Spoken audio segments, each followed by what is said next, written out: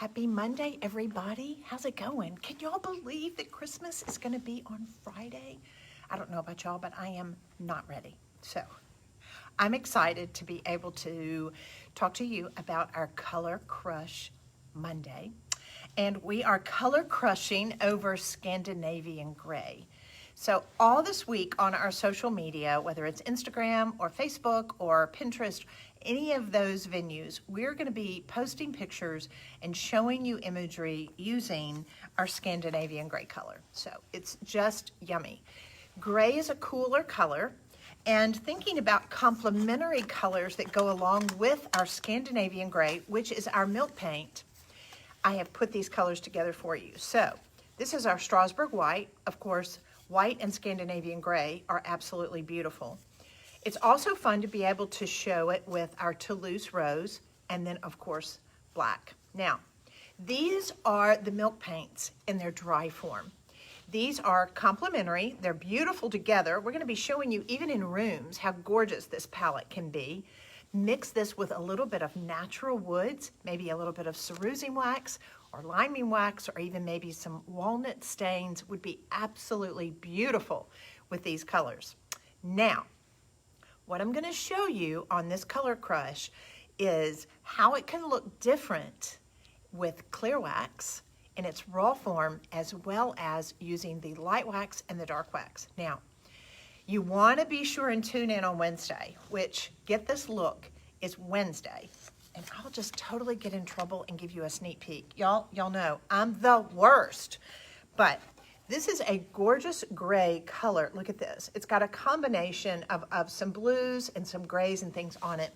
I'm going to be showing you how to get this finished on Wednesday, so I can't tell you yet. But as far as going over these complementary colors with our Color Crush, let me show you what they look like. So I'm going to turn my camera down for just a second, and thank you for watching. As you pop on, just tell me where you're watching from, and here's the deal. We through today, tomorrow, and we will make the announcement on Wednesday.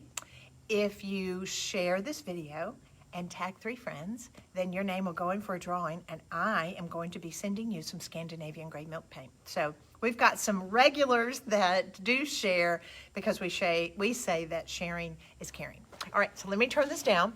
As we talk about our Color Crush Monday, we're going over Scandinavian Grey. Now, there's 3 different boards here, and I want to tell you as far as what they are. This one has been prepped with my cracked gesso.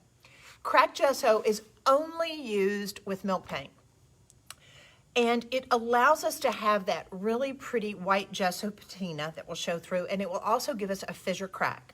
So that's not part of my color, but I applied this. I mixed 1 part of the powder with 1 part of the water, and I make it into this consistency. That way you can kind of see it. So this is a gesso. It has some secret ingredients in it, as well as some calcium carbonate. All right, so this is my gesso. I just applied this and I allowed it to dry. So that's all that's happened. It has no VOCs. This is like shopping in the grocery aisle, literally, as far as your paints. That's what's so great about it. All right, so let me grab, this is our Color Crush today. This is our Scandinavian Grey, which this is it painted onto a carved piece. This is painted just directly onto my stir stick. It's a yummy, yummy gray color. It's perfection as far as a gray color that you want to be able to have in a milk paint. Now, you know, a lot of times when I show you how to do milk paint, I do a lot of carved surfaces because I like to show you how you can antique it. But guys, you don't have to use it on a carved surface. Look at the Scandinavian Grey just on a flat surface. Is that not the most yummy color you've ever seen? And you don't have to distress it if you want to. But always with milk paint, remember, you do always have to seal it. Unlike the one-step paint, it does not have to be sealed. We do always want to seal milk paint. All right, so our Color Crush is on Scandinavian Grey today. So I'm going to put that here. Now I'm going to show you. Look at the difference. Here it is wet. Here it is dry. And here it is after it's dried and it's been applied onto the board. Now, it's going to go a lot darker when it's wet, but when it dries down, it's going to dry down to the same color it is in the dry form. So if you ever want to know what the color looks like, it's always going to be in the dry pigment form. So why, you're like, well, Amy, why is it in a powder form and why do we have to mix it? Because milk paint, in order for it to be able to have the look that you want it to have, it's truly milk, it's casein. And so in order to be able to do that, we've got to be able to mix it up as we need it. You cannot mix it up and have it where it's going to have a long shelf life. So we'll mix up as much as we need for a couple of weeks. If I have some left over, I'll just put it in the refrigerator in a Tupperware container where it's airtight. Now, the other thing I want to make sure of with this, that I don't make it too thick. Now, I'm going to look at you. Here's the teacher in me for just a second. When you're working with your milk paint, you have to make sure that you don't make it too thick. Now, a lot of people are going to be like, I'm making it the consistency of paint. No, that's not what you do. You need to make sure that you remember it's 1-to-1. 1 part powder to 1 part water. And I usually use warm tap water and stir it up really well. If you're mixing it like you normally think, especially you're thinking a really thick, yummy paint, like the one-step paint that's really thick and it has a lot of pigment in it, you're not going to be able to antique it. Now, if you want to be able to just have a solid finish like this, just a beautiful smooth finish, you can make it a little bit thicker if you want to, and it will lie down beautifully. The funny thing about it is, it's so funny, and I love it when my students, when I'm teaching them this, and they'll go, I was so afraid of it. I just didn't do well. It's like, but then once they push through and they experience it and they're able to really have success over it, they fall in love with working with milk paint finishes. Nothing else is like it. All right, so I've got some mixed up here. I'm going to thin it just a little bit because after it sets for just a few minutes, I made this just a little while ago, the paint will actually thicken. So you can add a little bit of water to it. And you'll notice the other thing with the milk paint, it'll have a tendency to settle to the bottom of what it is that you're stirring. So if you mix it up, 1 part water, 1 part milk paint powder, and then if you let it set for even say 15 or 20 minutes, it's gonna settle right down to the bottom. So we've gotta make sure that we stir that up. Hey, Nicole, hey, and hey, everybody, how's it going? Thank you for sharing. Gosh, that means so much. All right, so I'm gonna stir this up, and here we go again. I'm gonna turn this down so that way you can see. All right, so I've got my cracked gesso sample. I'm gonna move these out of the way for just a second, and then I'm gonna come back to that. This is my color crush today. It's Scandinavian Grey.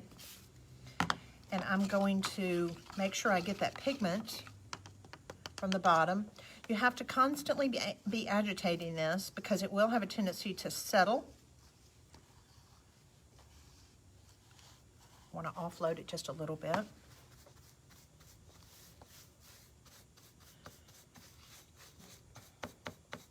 You see,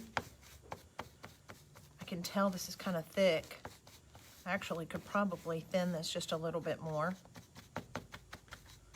but it goes on so easy. When you're working with milk paints, it's also good to work on a vertical surface. You don't want to work on a horizontal surface because it's thinner. It's going to have a tendency to run. All right. So that's what it looks like. Wet.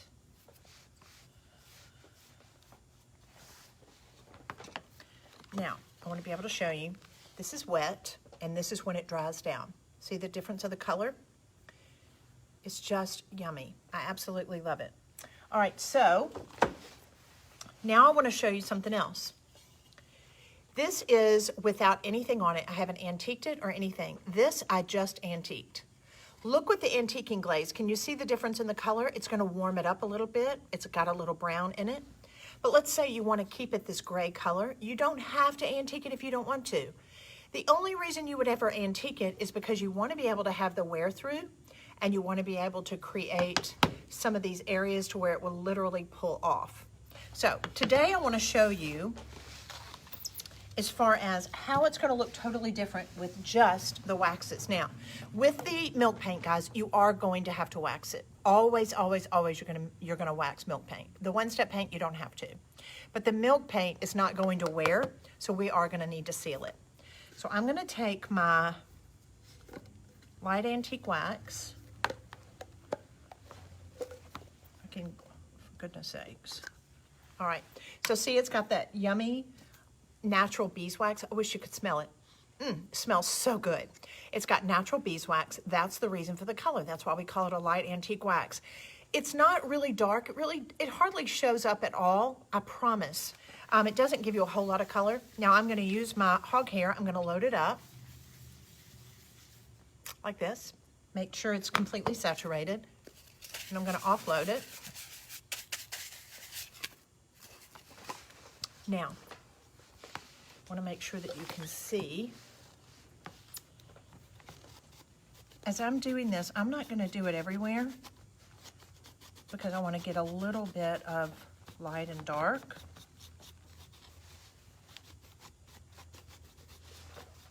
Such a pretty color. I'm even going to take my stick that I've done because I want you to be able to see. Even adding the wax on that, see the variance that I can get of just adding the wax on top of that flat piece. Now, this piece that I have done with just a little bit of antiquing glaze, I'm gonna come back. Uh-oh, for goodness sakes, I picked up the wrong brush. Let me wipe some of that off. Let me get my wax brush. Come back here and there. See how that little happy mistake?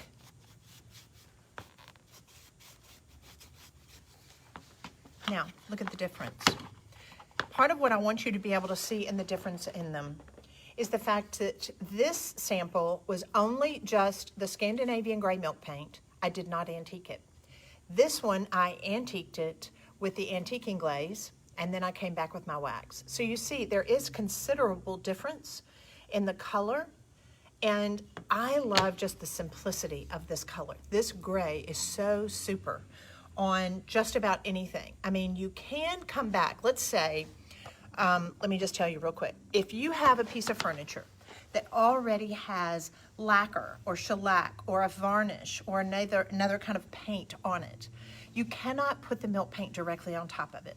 But what you can do is you can just take some one-step paint, maybe Bauhaus Buff. It's a great, beautiful, neutral white cream color. That way, clean it with Clean Slate, put your Bauhaus Buff on it, then that way you can come directly on top of it with this gorgeous Scandinavian Grey milk paint. And then that way, come back and then just do your wax on it here and there, add a little bit of dark wax, and you're gonna have a beautiful, beautiful finish. So, our Color Crush Monday is Scandinavian Grey, our Toscana milk paint.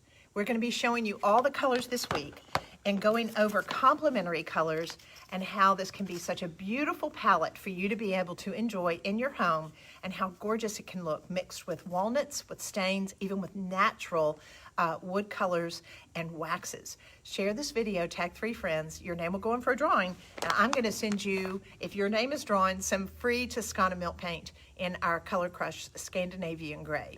Now, tune in on Wednesday. I'm going to be showing you how to create a gorgeous color with 3 different layers of paint that's going to give you an incredible Toscana look. Sneak peek again, I get in so much trouble.